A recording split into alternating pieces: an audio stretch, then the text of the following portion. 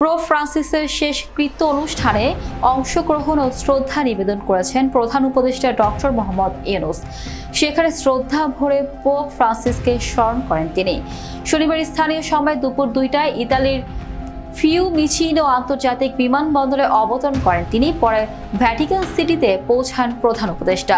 প্রধান উপদেষ্টার প্রেস সচিব শফিকুল আলম জানান, বিশ্ব শান্তি ও মানবতার প্রতীক হিসেবে পোপের অবদানকে মূল্যায়ন করেন ডক্টর ইউনূস। প্রধান উপদেষ্টার সঙ্গে পোপের একটি সাক্ষাৎ অনুষ্ঠিত হওয়ার কথা উল্লেখ করে প্রেস সচিব আরও জানান, তার আকস্মিক মৃত্যুতে সেটি আর সম্ভব নয়। এজন্য দুঃখ প্রকাশ করেছেন প্রধান উপদেষ্টা।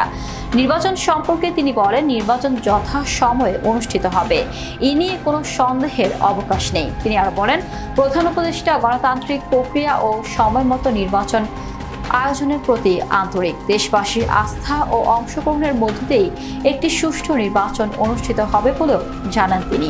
এছাড়া প্রধান উপদেষ্টা শুক্রবার রোমে বাংলাদেশ হাউস পরিদর্শন করে এবং দর্শনার্থী বইতে স্বাক্ষর করেন।